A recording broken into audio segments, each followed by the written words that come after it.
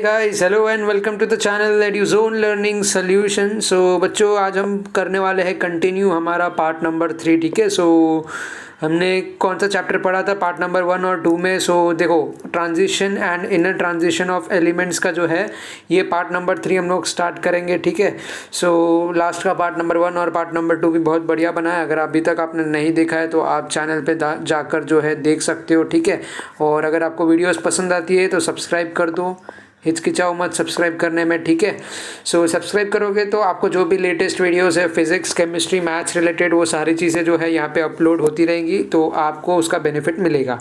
So free learning है और मोटो भी है कि आपको फ्री लर्निंग प्रोवाइड करी जाए। सो फिर जो आपका क्या एक ड्यूटी बनती है, आपकी रिस्पॉन्सिबिलिटी ये होती है कि आपको खाली सब्सक्राइब करना और सपोर्ट करना है, उसके अलावा कुछ नहीं करना। ओके, सो चलो स्टार्ट करते हैं यहाँ पे। ओके, सो देखो स्टार्ट करेंगे। फर्स्ट टॉपिक रहेगा हमारा इलेक्ट्रोलाइटिक ऑक्सीडेशन। ना हम लोग सारी मतलब इन सारे चीज़ से टर्म्स से जो भी है मतलब क्रिस्टल क्लियर हो चुका है कि ऑक्सीडेशन क्या होता है, रिडक्शन क्या होता है। सो इसको मैं बेसिकली आपको एक डायग्राम के पॉइंट ऑफ व्यू से बताने वाला हूँ यहाँ पे। ठीक है, सो आपको इलेक्ट्रोड्स भी पता है, जैसे कि मैं यहाँ पे सेकेंड स्लाइड पे आपको एक सेकेंड दिखा देता हूँ। ये रहा, ये देखिए, ये कुछ इस तरीके का डायग्राम होता है। यहाँ पे जब भी आप इलेक्ट्रोलाइसिस करते हो तो आपको इलेक्ट्रोड्स इस तरीके के देखने को मिलते हैं जहाँ पे ऑक्सीडेशन होता है, रिडक्शन होता है। ठीक है, सो यहाँ पे क्या लिखा है ये देख लेते हैं हम लोग। In electrolytic oxidation, okay, so alkaline solution of manganate ion, कौन सा भी आयन होने दीजिए, तो यहाँ पे आयन का हम लोग देख रहे हैं। It is electrolysed between ion electrodes, तो ये समझ गए हम लोग, सेपरेटेड बाय डायग्राम वो दिखाया जो आपको। ठीक है, सो ओवरऑल रिएक्शन, ये इन्होंने रिएक्शन लिखा है। इसके लिए रिएक्टेंट में हमारे पास क्या है, K2MnO4 है और 1 मॉलिक्यूल ऑफ वाटर है प्लस ऑक्सीडेशन, सो O। और इसका क्या मिलेगा कंपाउंड हमें, मतलब प्रोडक्ट के फॉर्म में क्या मिल जाएगा, यहाँ पे पोटेशियम हाइड्रोक्साइड मिल जाएगा यहाँ पे। ठीक है, और क्या मिलेगा, 2 मॉलिक्यूल्स ऑफ KMnO4 मिलेगा। ओके, सो ये सो बैलेंसिंग इक्वेशन है, इसको मैं आपको बताता हूँ हमेशा किस तरीके से करना है। फर्स्ट ऑफ ऑल आपको जो है ब्रेक डाउन करना है, फिर उसके बाद आप क्या करोगे, ब्रेक डाउन करने के बाद कॉम्बिनेशन बनाओगे, फिर बैलेंसिंग करोगे। ओके, सो ये बेसिक स्टेप रहता है कोई भी इक्वेशन को लिखने के लिए। Okay, so the oxygen evolved at the anode converts manganate to permanganate. ठीक है, so the solution is filtered and evaporated to get deep purple black colored crystal। so ये फिलहाल के लिए अभी आप याद रखो, इतना कोई टेंशन मत लो कि क्या हो रहा है क्या नहीं हो रहा है करके। so देखो सोल्यूशन ये जो बता रहा है, फिल्टर होने के बाद क्या होता है, evaporated to get deep purple black colored crystal of KMnO4। Okay, so देखो यहाँ पे फर्स्ट ऑफ ऑल प्रॉपर्टीज दिखा देता हूँ KMnO4 की। ठीक है, सो इन एसिडिक मीडियम में हम लोग देखेंगे क्या होता है, oxidizing reactions of KMnO4 in acidic medium. First step क्या है, oxidation of iodide to iodine.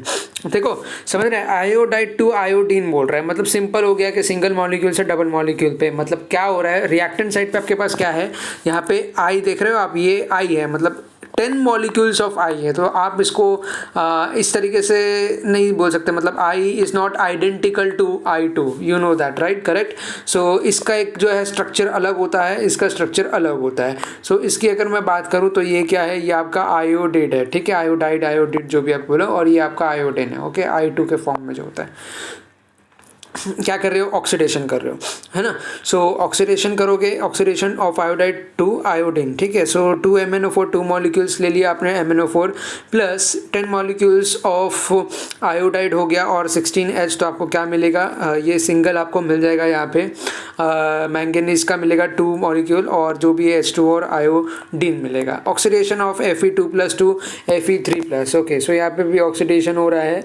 So oxidation के केस में यहाँ पे जैसे कि आप देख पा रहे हो, जो भी आपका नेगेटिव आयंस है पॉजिटिव आयंस में कन्वर्ट होता है, यानी प्लस साइड में जाता है।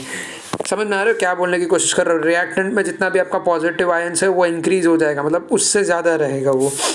सो सिंपल आप रिएक्शन को देख के भी पता लगा सकते हो कि वो ऑक्सीडाइज हो रहा है या रिड्यूस हो रहा है, किस तरीके से हो रहा है वो भी आपको समझ में आएगा, है ना। सो देखो MnO4 लिया, 5 मॉलिक्यूल्स ऑफ आयन यानी कि 5 Fe2+ है और 8H+ है। सो इस केस में अगर आपको पता लगाना हो कि भाई यहाँ पे ऑक्सीडाइजिंग हो रहा है या फिर क्या रिड्यूसिंग हो रहा है, रिडक्शन हो रहा है, तो किस तरीके से आप पता लगाओगे इस चीज़ को, आप आयंस को देख के, जो आपका मेन मॉलिक्यूल है, जो मेन एलिमेंट है, आप उसका आयंस को देख के जो है यहाँ पे डिसाइड कर सकते हो वेदर ये रिएक्शन जो है आपका ऑक्सीडाइज हो रहा है या नहीं हो रहा है। सो MnO4 + 5 Fe2 मतलब जो भी है Fe2 प्लस यानी 2 प्लस आयन से 8H+ है। सो क्या हो गया आपका यहाँ पे Fe3+ हुआ, मैंगनीज यहाँ पे 2+ और 4 मॉलिक्यूल्स ऑफ H2। H2S का लेंगे सेम, H2S में ये क्या हो रहा है, ब्रेक डाउन हो रहा है सिंपली। यहाँ पे आप देख रहे हो ये न्यूट्रल से है, सो पॉजिटिव आयन यहाँ पे क्या हो रहा है +2H+ और +H2- है ना। सो इसको कैसे, और दूसरा भी रिएक्शन अगर हम लोग देखते हैं, सो देखो H2- यहाँ पे लिया है प्लस MnO4 + 16H। तो ये आपको क्या दे रहा है यहाँ पे 2- से यहाँ पे क्या दे रहा है, ये आपको देखो यहाँ पे दिया हुआ है आपका माइनस इलेक्ट्रॉन दिया हुआ है ना MnO4 में। सो यहाँ पे ये क्या हो रहा है +2 हो रहा है, +5s + 8H2। ये बैलेंसिंग का पार्ट है नॉर्मल। आई होप कि आपको इतना समझ में आ रहा है। नॉर्मली लिखो ये वाला पार्ट जो है ब्रेक डाउन करने के बाद आपको सिंपली ये जो रिएक्टेंट है आपका, सॉरी हाँ ये देखिए ये रिएक्टेंट है, इस पर फोकस करना है और ब्रेक डाउन करने के बाद बैलेंस कर दीजिए प्रॉपरली कॉम्बिनेशन बना के, है ना। So next है metals such as aluminium naturally form a passivating oxide layer which provides moderate protection against corrosion। So देखो corrosion आपको पता है जो होता है लाइक नॉर्मली हम बोलते हैं जंक लगना वगैरह, है ना। सो यहाँ पे एक प्रोसीजर होता है लाइक नेचुरली किस तरीके से देखो form a passivating oxide layer which provides moderate protection. क्या करता है वो प्रोटेक्शन प्रोवाइड करता है किसके अगेंस्ट, कोरोजन के against. The layer strongly adherent to the metal surface and it will regrow quickly. देखो इसका क्या मतलब होता है, जो लेयर है वो सरफेस है उससे वो ज़्यादा स्ट्रांगफुली मतलब स्टिक्ड है और जो है रीग्रो करता है, जो उसका रिटेन पावर है वो ज़्यादा फास्ट होता है और हार्ड होता है ना। सो उसके हेल्प की वजह से आपका जो है करोजन से आप प्रिवेंट कर सकते हो, ठीक है, कोई भी मेटल हो चाहे। सो यहाँ पे इन्होंने एक एग्जांपल लिया हुआ है जो कि है plasma electrolytic oxidation of aluminium. इसमें इन्होंने मेंशन किया है at least 200 volt must be applied. So ये जो है मैंडेटरी होता है। सो यस टेम्परेचर आपका जो है टेम्परेचर आपका जो इलेक्ट्रिसिटी होता है वो सारा जो एक्सटर्नल बिहेवियर है वो यहाँ पे मैंडेटरी होता है। सो देखो अभी देखते हैं हम लोग एक्सट्रैक्शन ऑफ मेटल्स। देखो अभी हम लोग इतना तो समझ गए हैं कि मेटल्स क्या होता है, मेटलॉइड्स क्या होता है, आपका नॉन मेटल्स क्या होता है। जैसे कि हमें पता है कि एस ब्लॉक में आपका अल्कलीन मेटल्स है, अल्कलीन अर्थ मेटल्स है, ठीक है। सो ये मेटल्स कोई ऐसी चीज़ है जहाँ से आप अगर उसको मिक्सअप करते हो, अलग अलग मेटल्स का हाइब्रिड बनाते हो, तो आप उसको क्या बोलते हो, अलॉय बोलते हो। मतलब उसके एक जो है बेनिफिट होते हैं, प्लस पॉइंट होता है अलॉय बनाने का, एक अलग ही मतलब जो बेनिफिट एडवांटेज आपको मिलता है, ठीक है। सो आप कस्टमाइज कर सकते हो मेटल कॉम्बिनेशन बना के कि किस तरीके से आपको रिक्वायरमेंट है। Okay, so most metals are found in the earth crust. So ये ट्रू है हमारा, जो भी अगर आप मॉडर्न पीरियडिक टेबल देखते हो, सो जो भी प्लेस किए गए हैं जितने भी एलिमेंट्स जो आपको वहाँ पर डिस्कवर किए गए वो कहाँ से आए, वो कोई अज्यूम नहीं किया है या फिर कोई ख्याली पुलाव बना के उसको नहीं बनाया गया है। वो जो है प्रैक्टिकली जो है उसके फॉसिल्स जो अर्थ क्रस्ट पे मिलते हैं, जो भी अलग अलग आपको लाइक जैसे एक मशीन इंस्ट्रूमेंट भी होता है आपके मेटल क्रस्ट जो भी रहता है उनको आइडेंटिफाई करने के लिए, वो सारी चीज़ के लिए मतलब पता लगाने के लिए, डिटेक्ट करने के लिए। सो ये कहाँ पे मिलते हैं सारे, earth crust in the form of their salt such as carbonate, sulphate, sulphides and oxides. तो इन सारे अलग अलग फॉर्म के जरिए आप उनको डिस्टिंग्विश कर सकते हो। Okay, so a few metals are not reactive and occur in the free state in the earth crust, for example silver, gold and platinum. इसका ये मतलब हुआ कि कुछ कुछ मेटल्स जो ऐसे होते हैं जो कि नॉन रिएक्टिव होता है, या हम यूँ भी कह सकते हैं जो कि स्टेबल है और वो आपके अर्थ क्रस्ट में जो है वो पाए जाते हैं। उनको कुछ नहीं बल्कि क्या बोला जाता है, फ्री स्टेट बोला जाता है, ठीक है, occur in free state. So mineral, a naturally occurring substance found in the earth crust containing inorganic salts, solids, siliceous matter, etc.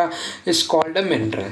So mineral की अगर हम बात करें तो ये भी सेम आपको अर्थ क्रस्ट से ही मिला जाएगा। जैसे यहाँ पे आप डायग्राम्स में देख रहे हो, ये जो भी है कैल्कोपाइराइट, ये आपके एग्जाम्पल में बहुत देखने को मिलेगा। आपको बॉक्साइट भी पता होगा, नहीं पता है तो इसके बारे में भी आप लोग पढ़ोगे अभी।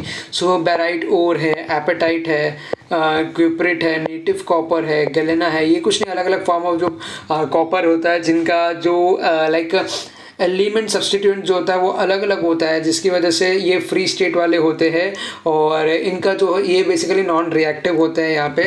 जैसे कि हमने कुछ एग्जांपल देखा था अभी, सिल्वर, गोल्ड, प्लैटिनम, उस तरीके के। सो मिनरल में हमने देखा कि क्या है आपका found in the earth crust containing inorganic salt solid siliceous matter, है ना, siliceous matter etcetera is called mineral.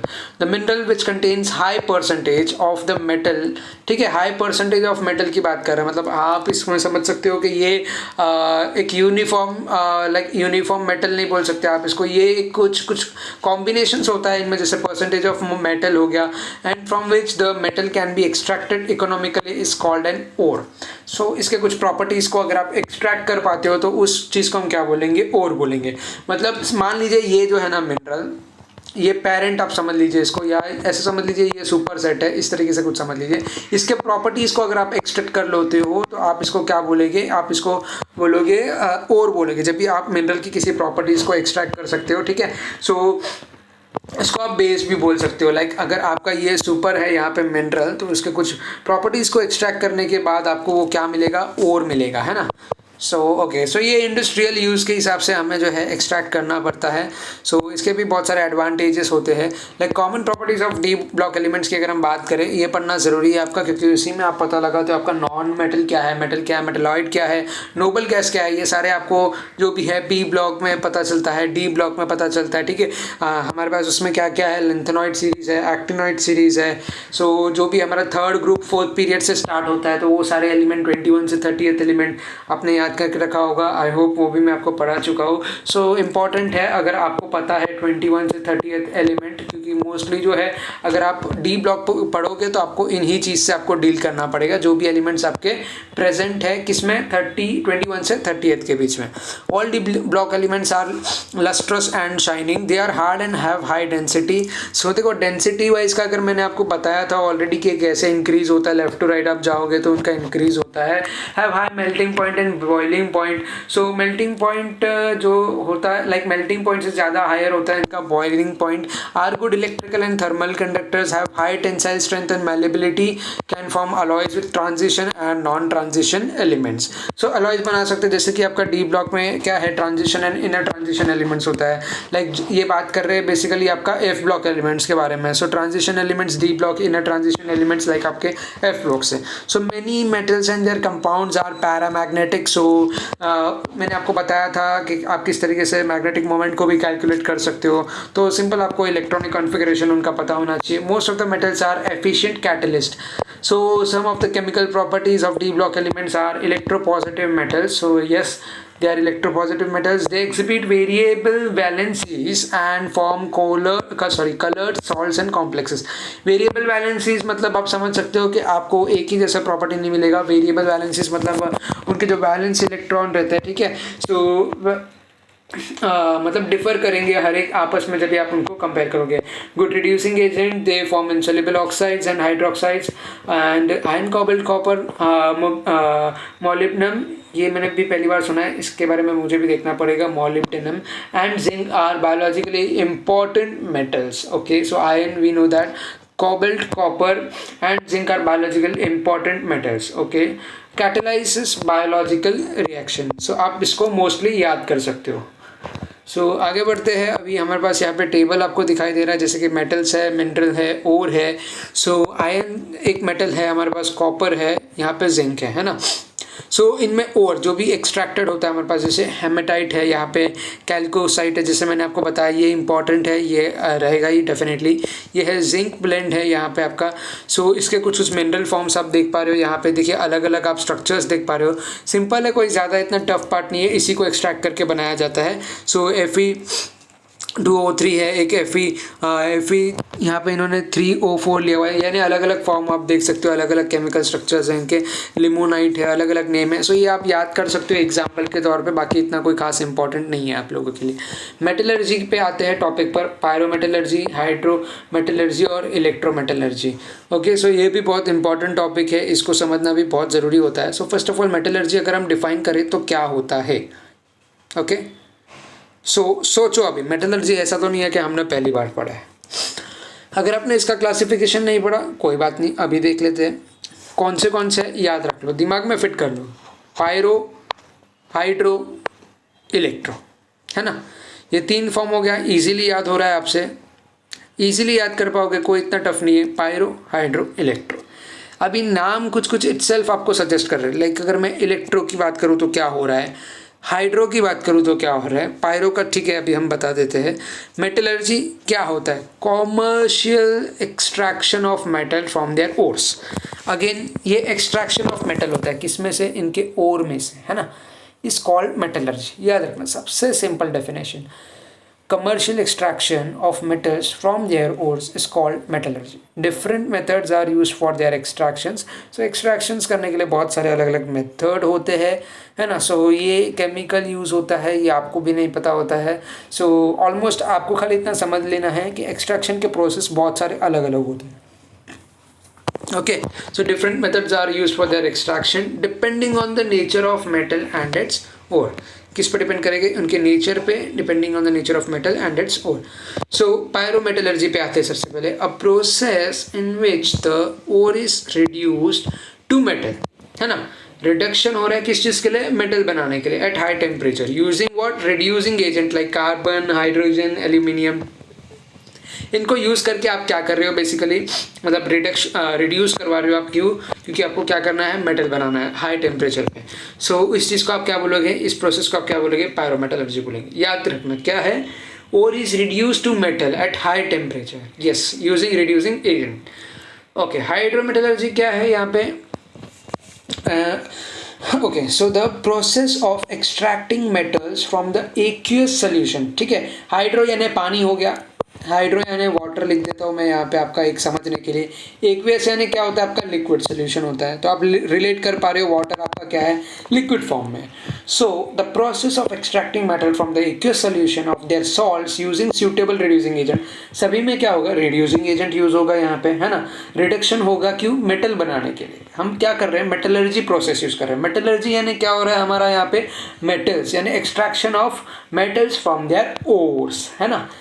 समझ में आ रही है बात है। So aqueous solution of their salts using suitable reducing agent is called hydrometallurgy. Electrometallurgy में क्या होगा, simple same, metal is extracted by electrolytic reduction of molten fused, यानी मोल्टन स्टेट जो होता है, fuse state, metallic compound is called electrometallurgy. Simple था।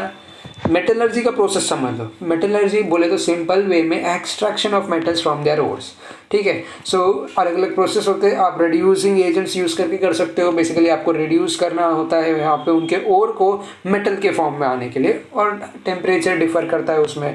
तो pyrometallurgy की आप बात करते हो तो टेम्परेचर आता है, हाइड्रोमेटलर्जी की बात करोगे तो वाटर या एक्वियस सॉल्यूशन आएगा, इलेक्ट्रोमेटलर्जी की बात करेंगे तो इलेक्ट्रोलाइटिक रिडक्शन आ जाएगा। आई होप यहाँ तक इतना टॉपिक जो है क्लियर हो चुका है। मेटलर्जी इंपॉर्टेंट है, इसलिए मैंने सोचा आपको बेसिक में स्क्रैच से थोड़ा सा बता दूँ। सो मेटलर्जी का प्रोसेस ध्यान रखना, इंपॉर्टेंट प्रोसेस है। कॉन्सेंट्रेशन पे आते हैं। कॉन्सेंट्रेशन एक चीज़ होता है, यानी एक लिमिट अमाउंट बोल सकते हो आप लोग। So after mining the ore from the earth crust it is subjected to concentration. In this step impurities termed, okay, so yes, impurities termed as gangue are removed. So ये क्या है, ये एक इम्प्योरिटी है। जैसे आप एक्सट्रैक्ट करते हो, ठीक है, किसी मेटल को किसी ओर में से, या फिर हम यूँ कह सकते हैं कि अगर आप एक्सट्रैक्शन ऑफ ओर करते हो किसी मिनरल में से, तो उनमें कुछ कुछ इम्प्योरिटीज़ रह जाती है ना। सो उनको भी आपको फिल्टराइज करना पड़ता है। सो वो फिल्ट्रेशन का प्रोसेस होता है again. So impurities termed as a gangue are remove from the ore and the ore gets concentrated, यानी जो स्पेसिफिक हमें चाहिए वो कॉन्सेंट्रेशन वाला मिलता है ना। So the sand, mud and other unwanted impurities, क्या क्या हो सकते हैं हमारे पास इम्प्योरिटीज़ के फॉर्म में। एक हो सकता है आपके पास सैंड, दूसरा हो सकता है मड, और तीसरा हो सकता है आपका अनवांटेड केस में अदर इम्प्योरिटीज़ लिख सकते हैं, ठीक है। So which remain mix with the ore deposits are called gangue. The method chosen for concentration depends upon the nature of the ore. Composition of hematite ore, अभी यहाँ पे देखो, यहाँ पे एक्सट्रैक्शन ऑफ आयन हो रहा है। क्या हो रहा है, एक्सट्रैक्शन ऑफ आयन हो रहा है फ्रॉम हेमेटाइट ओर यूजिंग, आपको क्या दिया है, यूजिंग ब्लास्ट फर्नेस, ओके। सो ये एक प्रोसेस है, तो उतना मत डिटेल में जाओ, खाली इतना समझो कि किस तरीके से एक्सट्रैक्शन हो रहा है, यानी कि आप एक्सट्रैक्शन किस तरीके से करोगे। तो ये इम्प्योरिटीज़ आपको दिखाया जा रहा है, तो ये आप हमेशा याद रखना। सो यहाँ पे क्या दिया हुआ है, Fe2O3 प्लस SiO2 प्लस यहाँ पे Al2O3 plus phosphates. So iron is the fourth most abundant element in the earth crust, तो ठीक है, ये फैक्ट की बात है। सो नेक्स्ट आते हैं कॉन्सेंट्रेशन पर. So the powdered ore is washed in a powerful current of water introduced into the hydraulic classifier. The powered ore क्या होता है, इसको वॉश किया जाता है किसके अंदर, powerful current of water introduce into hydraulic classifier. The lighter gang particles are separated and the concentrated ore is collected at the bottom. So the lighter gang particles क्या होता है, यहाँ पे जो जो impurities होती है ना, so जो lighter impurities particles आप बोल सकते हो, वो उनको separate किया जाता है बेसिकली उनके concentration ore में से, और उनको कहाँ पे कलेक्ट किया जाता है, बॉटम में कलेक्ट किया जाता है. सो ये होता है आपका कॉन्सेंट्रेशन. कॉन्सेंट्रेशन मतलब कभी भी याद रखना कि आपको प्योर फॉर्म मिलना चाहिए. जो भी चीज़ आप एक्सट्रैक्ट कर रहे हो, अगर आप ओर में से कुछ एक्सट्रैक्ट कर रहे हो तो आपको उसका एक प्योर फॉर्म चाहिए होता है. Pure form in the sense आप क्या करोगे, आप उसमें से इम्प्यूरिटीज़ को रिमूव कर दोगे. इम्प्यूरिटीज़ को रिमूव करने के बहुत सारे अलग अलग तरीके होते हैं. जैसे एक यहाँ पे इन्होंने बताया कि आप क्या करते हो, ore is washed in a powerful current of water introduce into hydraulic classifier. Okay, so next आता है हमारे पास रोस्टिंग का. रोस्टिंग भी अगेन आपको पता है. यहाँ पे कभी भी देखो आयन रोस्टिंग और इन चीज़ की बात करेंगे तो याद कर लेना, समझ लेना पिक्चर में आयन और ऑक्सीजन है, हमेशा याद रखना. ओके, पिक्चर में क्या है, आयन और ऑक्सीजन है. The concentrated ore is heated in a current of air. तो क्या हो रहा है, द कॉन्सेंट्रेटेड ओर ये जो है is heated in current of air. The sulfur and arsenic impurities present in the ore get converted into their oxides. Conversion हो रहा है into their oxides में. जैसे कि आप राइट हैंड साइड पे देख रहे हो, ये प्रोडक्ट साइड पे क्या हो रहा है, यहाँ पे ऑक्सीडेशन हो रहा है. लेकिन क्या हो रहा है यहाँ पे, बेसिकली impurities जो प्रेजेंट है in the ore get converted into their oxides and escapes as vapor. Ferrous oxide in the ore is converted into Fe2O3, यानी कि ये जो FeO है उसको कन्वर्ट किया जा रहा है. So the roasted ore is converted into lumps by sintering. So इसमें डिटेल में मत जाइए, ये एक लाइक रियल लाइफ एप्लीकेशन आप बोल सकते हो, लाइक प्रैक्टिकल इम्प्लीमेंटेशन होता है. So converted into lumps by sintering. So reduction भी यानी कि smelting. This step is carried out in a blast furnace. Blast furnace is a tall cylindrical steel tower which is lined with refractory bricks. So ये statement इतना आप जो है normally इसको याद कर सकते हो. सो गाइज आज के लिए बस इतना ही. आई होप आपको वीडियो पसंद आया होगा, जो बेसिक्स से आपको समझ में आए होंगे. सो बेसिक्स हमने जो भी है ऑलमोस्ट सारे क्लियर कर लिए हैं. और इसके क्लास में मैंने एक वीडियो बनाया था न्यूमेरिकल्स पे, आपके केमिकल काइनेटिक्स पे. ओके, सो उस पर हमने न्यूमेरिकल्स बना दिया, तो जो लोगों ने नहीं देखा है वो चैनल पे जाके देख सकते हैं. और अगर आप बोलोगे तो इस चीज़ के भी एक्सरसाइज जो है मैं आपको सॉल्व करवा दूंगा, इस चैप्टर का भी. सो आप कमेंट बॉक्स में बता सकते हो कोई सजेशन, कोई इम्प्रूवमेंट या कोई आपकी रिक्वेस्ट हो तो बिल्कुल आप बता सकते हो, क्योंकि आप बताओगे, शेयर करोगे, तभी मैं वो चीज़ को इम्प्लीमेंट कर पाऊंगा. ठीक है. सो गाइज आप लोगों को क्या कर लेना है, अभी सब्सक्राइब कर लेना है अगर अभी तक आपने सब्सक्राइब नहीं किया है चैनल को तो. ठीक है, और पसंद आया तो ज़रूर से लाइक करिए. ठीक है, सो मिलता है आपको नेक्स्ट वीडियो में. सो तब तक के लिए take care, thank you and bye bye.